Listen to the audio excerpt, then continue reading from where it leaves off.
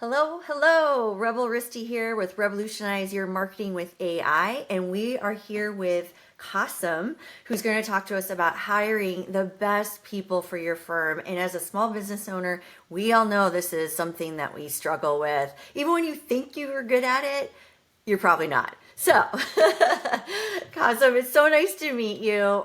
Maybe for our audience, if you could just tell us a little bit about who you are and what you do.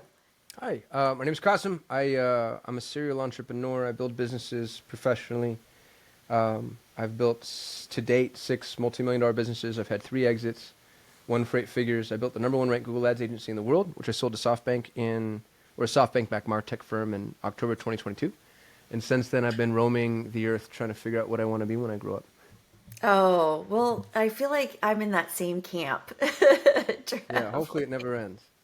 Yeah, hopefully. I think that's the beauty of getting older is you get to reinvent yourself and do new things. Exactly right. Yeah. Well, let's start off. You've written a book, which you're now also promoting. Tell us a little bit about the book and what's behind that and why you wrote it. Yes, ma'am. So the book is called Hire. It's specifically the proven system for finding top remote talent. What I like to tell people is there's 7 steps away from the greatest hire of their life. It's massively counterintuitive. I believe that the way we're taught to find, hire, and manage talent is exactly wrong. It's actually diametrically opposed to our interests and the interest of the top talent. We've been trained towards mediocrity, it's an interesting conundrum, but it leaves a massive opportunity to small business owners who know how to crack the talent code, because most people are trying actively to repel top talent. They actually don't want peak performers, even though they think they do. And so, for those of us that take the red pill and begin to realize that, how flawed that framework is, you start to see just how available top talent is. And they're everywhere, and they're yours for the taking if and when you position yourself for that. Really? So maybe tell us what is the framework that we're currently being taught or we use? Because I'm probably doing it myself. Like, how do we even know that we're using the wrong framework? Yeah, so if you take any business book off of the shelf, and I mean by the greats, people that I love and respect, Maxwell and Covey and Dalio, the conversation about human capital is one of commodity, and it has to be, because if you're reading or you're learning or you're talking, you need to speak in shorthand. But speaking in shorthand, it segues to thinking in shorthand, which is the flawed model. So just to give you a really specific example, you might say to yourself, I need to hire a graphic designer. Or I need a neurosurgeon, or I'm shopping for a new dentist. Those are all conversations of commodity. And the thing about commodities is they're easily interchangeable. And the best way to buy commodity is to pay the lowest amount you can and get the most you can. So if you're buying corn or petrol or land, all other things being equal, you want to pay the least and get the most. The issue with people is people are not only commodities, but treating them like a commodity nullifies 100% of their unique value, and then puts you in a position of effectively having a bad robot. Because a good robot doesn't need bathroom breaks or a PTO. So you just end up with a bad robot instead of a miracle as a human. What I ask people to do is to understand, and we named our staffing agency the Pareto Talent. I ask people to understand Pareto distribution, which is the most important mathematical principle in both business and life. But the Pareto distribution says in every organic ecosystem, a minority of the inputs results in the majority of the outputs. People know it as the 80-20 rule. Yeah. So 20% of your clients yield 80% of the revenue. 20% of the criminals do 80% of the crime. And 20% of the employees do 80% of the work. And everybody goes, yeah, no, we know, Kasim, thanks, move on. But what they don't do is they don't zoom in. And most people don't realize that the Pareto distribution is fractal. And the reason that's so critical to understand, and this is really where I think the rubber meets the road as far as my thesis is concerned. If you take 1,000 people, let's take an organization that has 1,000 employees. The 80-20 rule would say that 200 do 80% of the work. And you think like, yeah, I've seen that. Because anybody who's been in a big organization sees this actively and pretty obvious. But 100%. Zoom in on the 200. Of the 200 that are doing 80% of the work, 40 are doing 80% of that work. Zoom in on the 40. 8 are doing 80% of that work. Okay. And when you zoom all the way in, what you'll find is in a 1,000-person organization, one human is doing roughly 25% of the work, which is mind-blowing, but again, true in every organic ecosystem. When I sold my agency in 2022, I had $100 million in ad spend under management. I had almost 100 employees, and one person, his name was John Moran, he's the greatest Google Ads mind alive, he was managing 40% of my revenue. And this is where I say we're taught exactly wrong. Most businesses look at that as an existential crisis. They see, oh goodness, look at the risk on a spreadsheet. We need to, quote unquote, mitigate the risk, right? It's a key man insurance problem. But in mitigating that risk, they flatten the dominance hierarchy. All functional dominance hierarchies are shaped like pyramids, where the most powerful resources you have move to the top of the pyramid. And when you don't allow for the outweighted returns of the Pareto distribution, you flatten your pyramid, which means you enforce what? Minimums, standards, quotas. So every business is actually optimizing towards mediocrity. They're trying to be the most mediocre. Every single business in existence, especially as they get large and bureaucratic, Quicken Loans can't benefit from the Pareto distribution. Literally cannot factor in the outweighted returns of that type of resource because of the way that their business is structured. And so what it means is peak performers are being actively repelled by most organizations. Some organizations have cracked the code on this, and some really big ones. Google's one of them, I think, that's done an extraordinary job of continuing to stay really small, nimble, and treat themselves like a startup. But for the most part, top talent is being actively repelled. And when you learn the value of the Pareto distribution, the fact that one employee could outperform 10, 20, 30, 40, 50, 60 others combined, it puts you in the position of really benefiting from this leverageable endeavor that is talent acquisition. Okay. So what does a business do? Do they get rid of those other employees? Like, what is the idea behind it? Yeah. So to be honest with you, I think first of all, I think every human being is a miracle. I think every human being is a splinter of God and capable of incalculable value. And that's the standard. That's the standard. Come to my organization, be a miracle, and or get out. There's no room for you because I'm small, I'm nimble, and I can't compete otherwise. And so in a world where if you have to manage your employees, you have the wrong employees. When you hire top talent and peak performers, these aren't people that need to be watched. These are people that need to have barriers removed so they're going to go harder, faster, stronger, and better than anybody you've ever encountered in your entire life. But you're going to have to do some things that are going to sound repellent to you. People say, how do I attract top talent? And I say, and this is what everybody hates right out of the gate, and I'm going to lose half of our listeners, but hopefully I can bring them back. Okay, we like a little bit of controversy, so let's hear it. Winners want to win, and money's how we keep score. You have to pay more, not a little more. You have to pay a lot more. You have to pay 10% more than the high water mark. And so if the window for a role, let's say, is 80 to 100 rupees, then you have to, and everybody hears that and like, Kasim, I can't do that. You don't understand my business. You don't understand my margins. And I say, no, you don't understand math. Because when you hire a peak performer, when you pay 10% more than the high watermark, you don't get 10% more, 50% more, 100% more returns. You get 10 times, 50 times, 100 times. The math can't not work in your favor. It's such outweighted leverage. And they still mishear me. They say, okay, the way that I buy commodities is I pay the least and I get the most. And so if the window for a role is 80 to 100 rupees, I'm going to try to pay 79.9 and get the best employee I can for 79.9. And then here I come saying, no, you have to pay 10% more. And then they go, okay, 10% more than 79.9. But that's flawed thinking. It's 10% more than the high watermark. So if the window is 80 to 100, I'm asking you to pay 110. Now, most employers think to themselves, I can't afford that. What I'm here to tell you is you can't afford not to. Because when you hire these mediocre employees that just do the minimums, just hit the quota, you're hiring the 800 out of the 1,000 that can only do 20% of the work. You are putting yourself on the wrong end of the teeter-totter. When you hire a true peak performer, it hurts a little on the front end because you're spending more than you're used to spending. But their output will almost always outrun your ability to feed them, let's say. They're always going to outrun you. And I've had this experience consistently with every business and every organization I've built. I created the #1 ranked Google Ads agency in the world.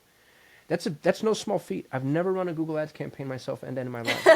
I wouldn't know how to. I just found extraordinary talent. I had the largest English-speaking Montessori community on the planet.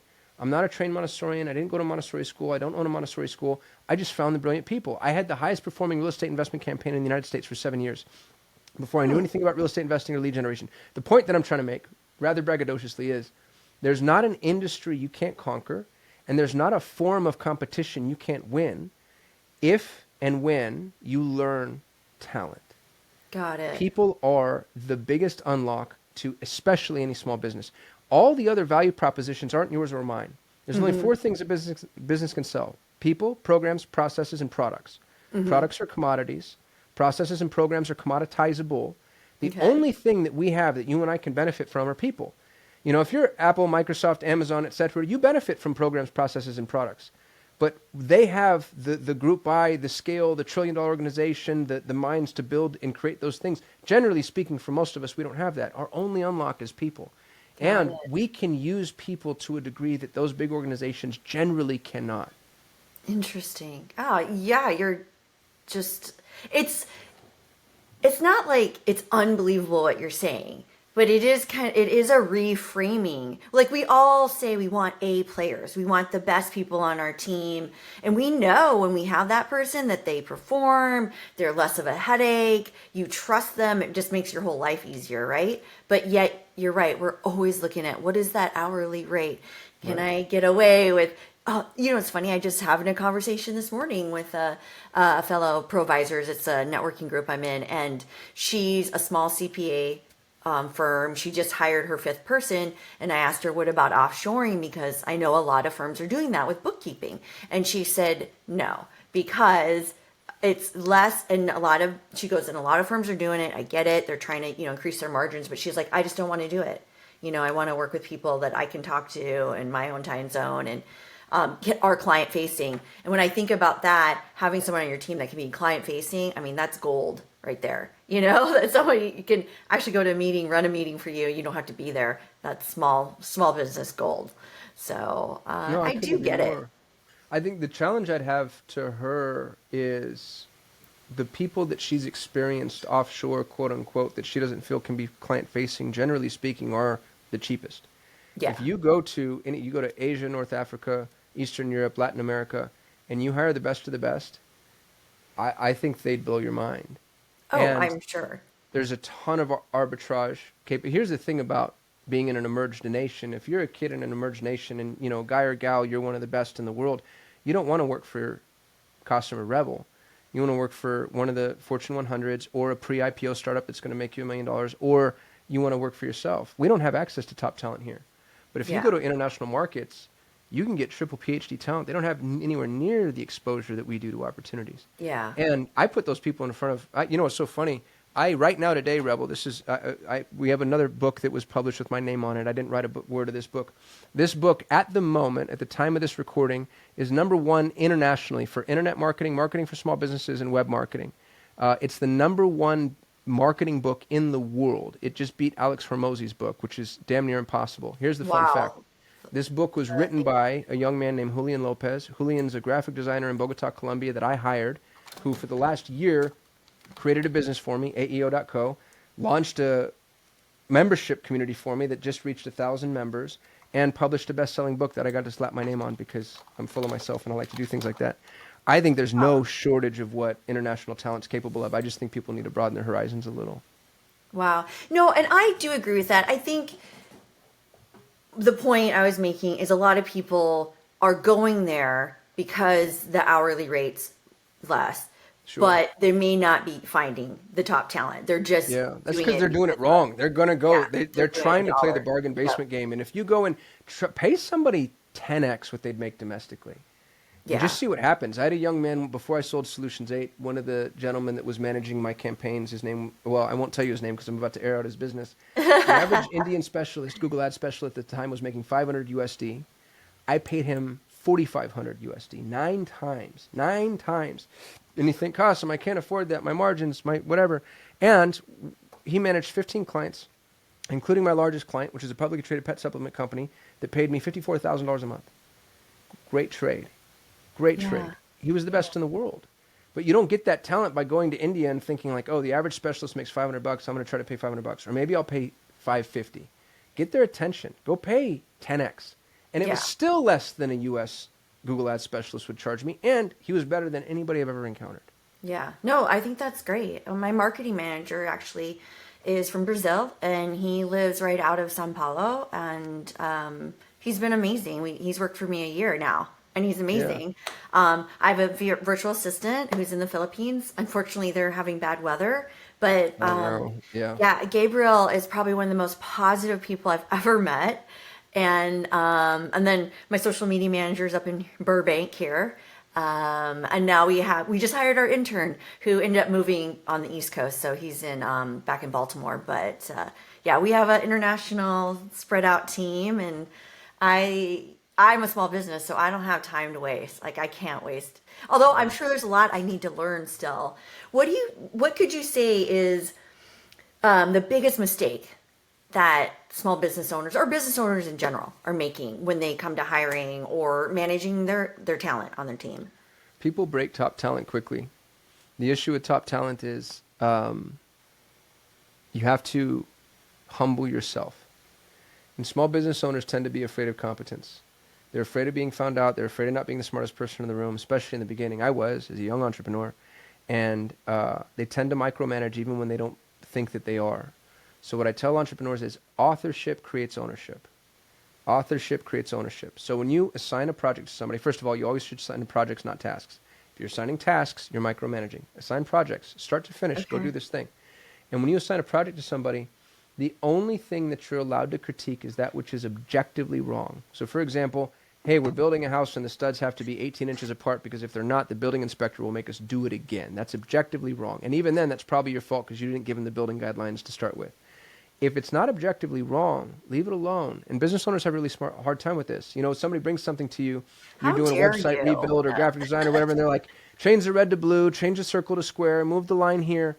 And even if you're right, you probably aren't, by the way, and I'm talking to our listeners, even if you're right, what you just did was any logical adult human who starts to have the backseat driver takes their hands off the wheel, generally subconsciously, but sometimes consciously.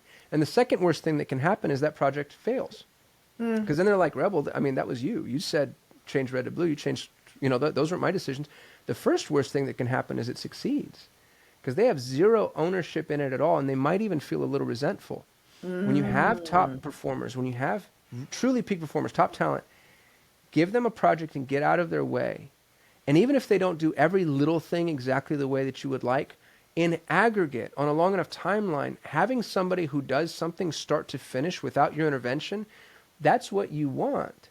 So people say, I want somebody who does things without me intervening, and then they instantly step in and they intervene, thereby breaking their own framework.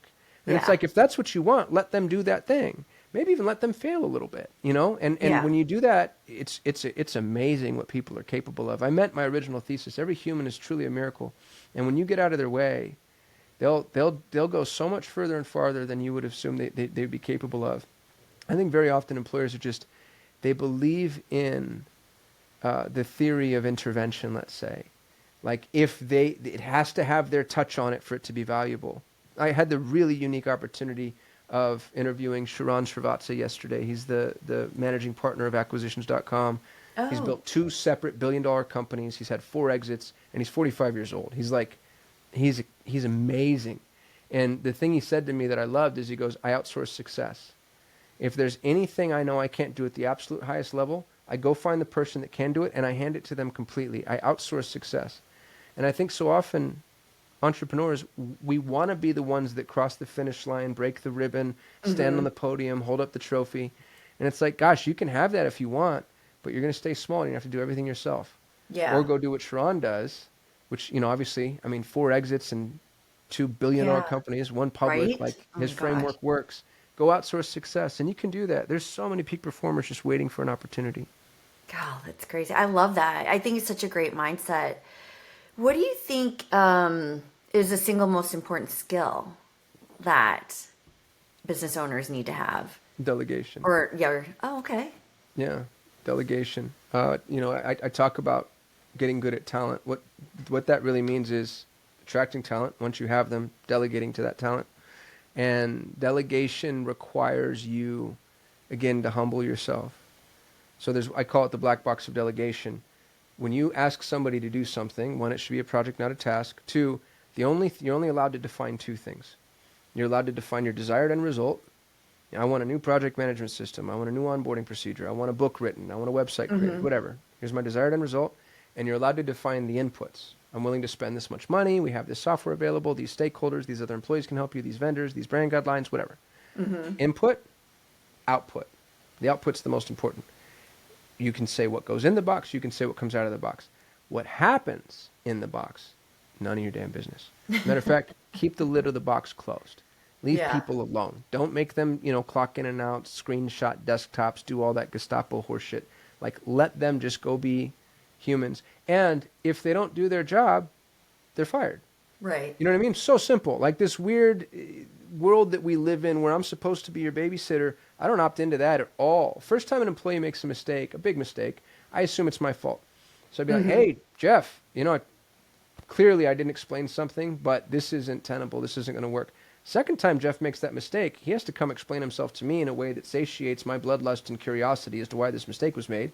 If he can't do that, he's fired. If he can do that, he's on notice. And there's no third option. It's like, bye, Jeff. Right. Because you're a grown-ass human. I believe you're a miracle. I believe you're a splinter of God capable of just about anything. And the fact that we live in this world where I pay you and I have to, if paying you means I shouldn't have to watch you. Because if I have to watch you, I should just do it myself. Yeah. So get good at delegation. Leave people alone. Let them sink or That's swim. so funny. I say that too. I'm like, damn, I just do it myself. Like, Yeah. what am I?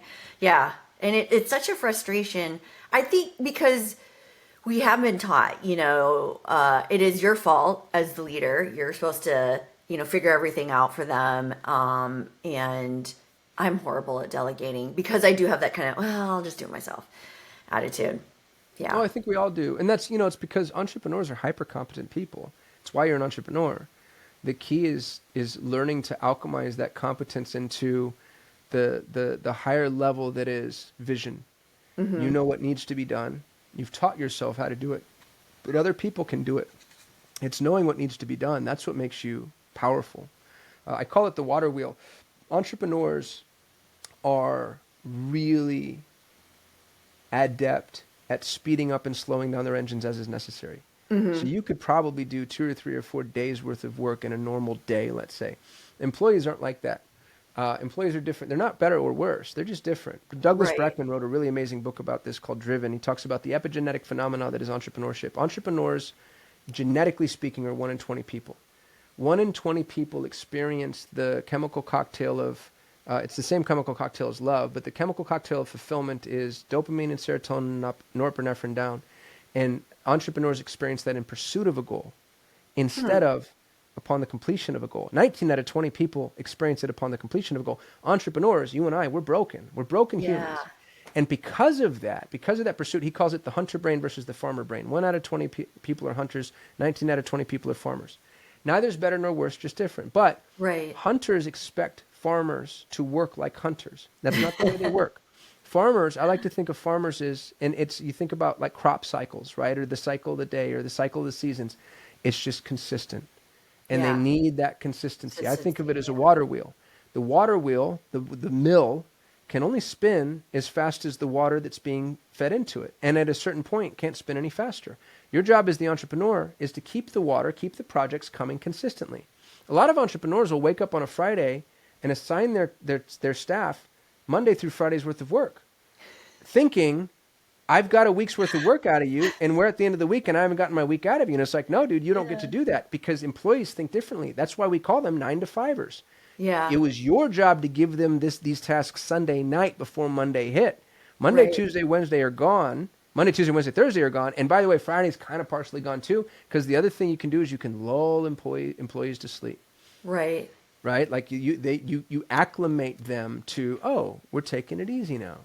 And then to ramp them back up, again, just like the farmers, you're not going to be able, like hunters can wake up, hear a call and be like, oh, we got to go, we got to hunt. Yeah. Right? Like the Yeah, farmers need the cycle. They need the consistency.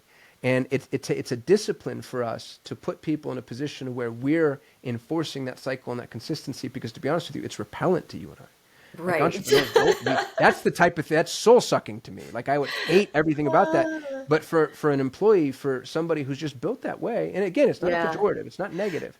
Yeah, I absolutely agree. And it's funny. I was just talking to somebody about SOPs, standard operating procedures. And my coach is trying to always like have me write down stuff. And I'm like, I just don't operate that way. I do things differently every time because, I can do it this way now. I can do it that way. And yeah, I absolutely agree. We all operate differently. And I know I move faster and I'm just have a different, I'm always kind of approaching things differently and testing different things out where I get it.